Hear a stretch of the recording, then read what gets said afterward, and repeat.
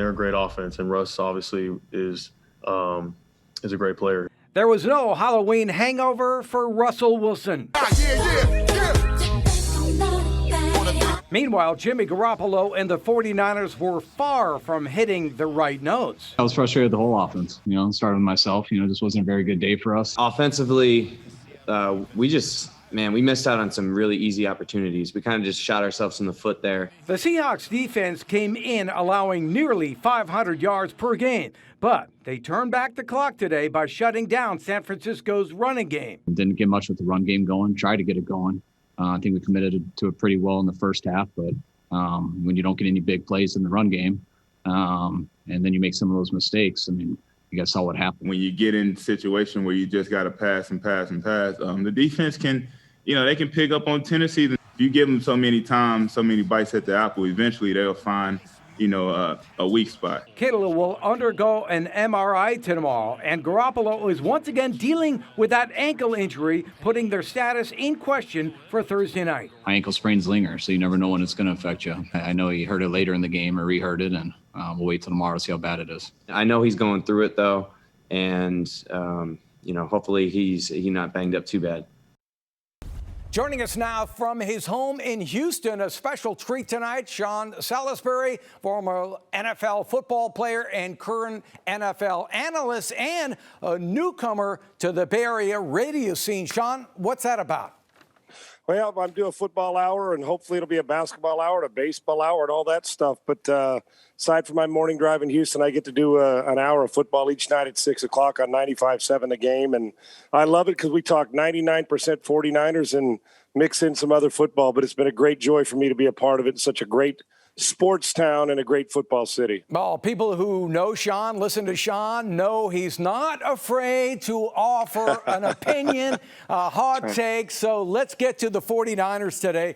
What's your hot take on what went down in Seattle? Well, I think more than a hot take is just the honest, true take, Dennis. They looked like a team that was dominated in every aspect, and the score might not even be indicative of how bad. They didn't handle the pressure up front. They allowed a Seattle defense that has been putrid all year long look like the old Legion of Boom defense, and I didn't think Jimmy was settled. Mullins actually came in and was more precise on throwing hot reads and getting the ball out, and I know the defense was different, but when you know DK Metcalf and Russ Wilson, that's been their go-to all year long, and you still can't stop it when you roll over coverage. And they were physically manhandled at the line of scrimmage today, and it bore itself out not only on the line of scrimmage but also on the perimeter as well, because they couldn't stop a guy that we knew they were going to throw the ball to in Metcalf. And there's a reason why Russ Wilson's the best quarterback in the league this year. I thought I was watching Dick Butkus and Bobby Wagner today, going through untouched, overpowering the offensive line. Sean, you just said something at the beginning about the 49ers offensive line. And to me, it looked like Jimmy was not comfortable from the opening snap. How much of his performance can you attribute to the offensive line? Well, I think it goes hand in hand. When you feel comfortable, and I know Jimmy was hurt at the end and he's still, overcoming the ankle, but, if he's starting, we can't make that excuse. And I've been a huge supporter of Jimmy Garoppolo, but I'm also a guy who judges people week to week.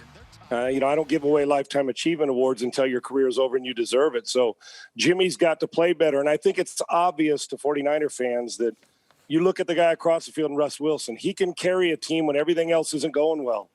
Jimmy's got to have running game, play action, people getting open with windows, offensive line protection. I thought they both, meaning the offensive line and Jimmy, worked hand in hand and not getting it done today. They were pushed around. It looked to me like the Seahawks were the 49ers defense of last year, and that they manhandled them at the line of scrimmage. And the Seahawks have not been able to do that to anybody this year. The Seahawks looked like they were a defense that got tired of being bullied and got tired of having people talk poorly about them, and they pushed around. This was a heavyweight bout. They got knocked in the mouth today. Seattle's clearly the better football team. Jeff Garcia, the former 49er quarterback, said on his postgame show today, I'm going to quote him, quote, Nick Mullins processes the 49er offense better than Jimmy Garoppolo. Do you see a quarterback controversy brewing here? It's going to be created regardless. It always is when the backup comes in and plays well, and the starter has been on a little bit of a roller coaster. And here's, Dennis, with this is, remember the contract situation. When this season's over, this is an easy out for the team if they want to. And these next 8 or 9 weeks are going to be so pivotal for Jimmy if he's able to get on the field and play healthy. I thought Mullins, I did today for sure, processed it. Ball came out quicker. The recognition of blitzes and pressures, he did not hold the ball. I don't know if Nick Mullins is a better player, but if you just tuned in to watch today, I agree with Jeff. Mullins looked like a guy who had a firmer grasp of an offense, and that should be bothersome when you got a $100 million quarterback. I think Jimmy's a good player. Jimmy clearly right now can't carry a team, and if he's 80% next week, you got to start Nick Mullins. You just do. So you believe that Jimmy in these 8 or 9 games remaining is playing for his future as a 49? If they go 4-4 and it's largely because Jimmy, or 3-5, whatever it is, it does not play well, they're going to look long and hard at the evaluation process because it'll cost you about $6 million or $5 million or whatever the next 2 years. If you were going to get out, don't be surprised if the New England Patriots jump back in. I like Jimmy, but I do believe he's playing for a long-term future here. And if it doesn't work out and they don't play well, and it's largely because of him, if that happens that way, they're going to evaluate it like they would every other position. I hope not, because I like Jimmy, but it's a position, you know what? Trust me, I threw plenty of interceptions. I know.